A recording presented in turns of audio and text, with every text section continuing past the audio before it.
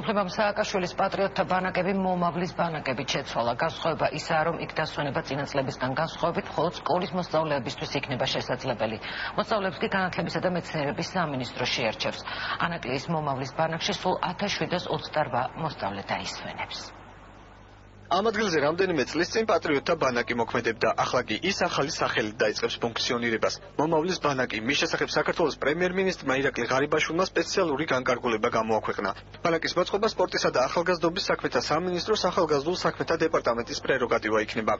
ეს ბანაკი გაიხსნება 1 ივლისს, იქნება 6 ნაკადი, თითოეული ნაკადი არის 10 დღიანი, ერთდროულად თავს ეკრის მთელი საქართველოს მასშტაბით 288 ბავშვი და შესაბამისად ჯამში ჩვენ თავს მოვუწევთ 1728 ბავშვს. ვინაიდან ჩვენ საქმე გვაქვს მოზარდებთან და 14-18 წლის ბავშვები არიან, გადავწყვიტეთ, რომ უპირატესობა მიგონიჭებია არაფორმალური განათლებისთვის და არის ძალიან საინტერესო ტრენინგები, ამაში ჩართულია გაეროს მოსახლეობის ფონდი და საინფორმაციო ცენტრი ნატოს შესახებ.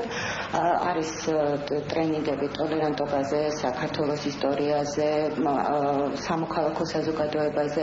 მომავლის ბანაკისთვის ბავშვების შერჩევა განათლებისა და მეცნიერების სამინისტროს მოუწევს. პროგრამაში თითო სკოლიდან თითო მოსწავლე მიიღებს მონაწილეობას. მანამდე კი მას სპეციალური კრიტერიუმების დაკმაყოფილება მოუწევს.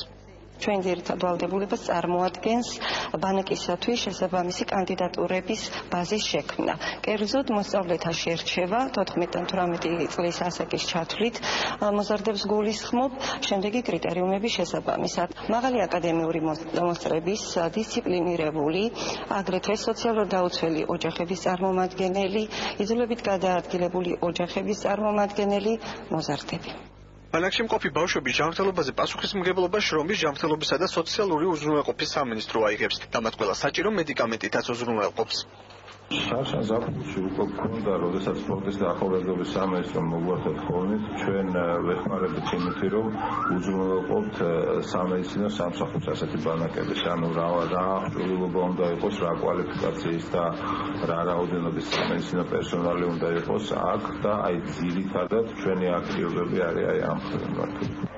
სკოლის მოსწავლეთა აზრი კი ბანაკთან დაკავშირებით ორად იყოფა. ბავშვების ნაწილმა მისი არსებობის შესახებ საერთოდ არაფერი იცის. ნაწილი კი მის არსებობას დადებითად აფასებს და ამბობს, რომ ბანაკში სიამოვნებით დაისვენებენ.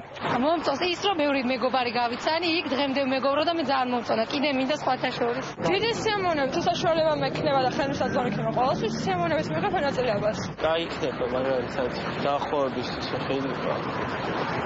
საერთოდ ჩემს ხომას გონდა ეგეთი ის ბანაკი და გააჩნია თუ სახელს გამამართებს პრობლემა არ მაქვს ვერანაირ პირით მოხარული ვიქნები თუ სახელს გამამართებს პირდაპირ მნიშვნელობით მაინც მომავლის ბანაკის ოფიციალური გახსნა ივნისშია დაგეგმილი 1728 მოსწავლე ბანაკში 6 ნაკადად გადანაწილდება თითოეულ ნაკადს სპეციალურ კონკურსში გამარჯვებული სტუდენტები უხელმძღვანელებენ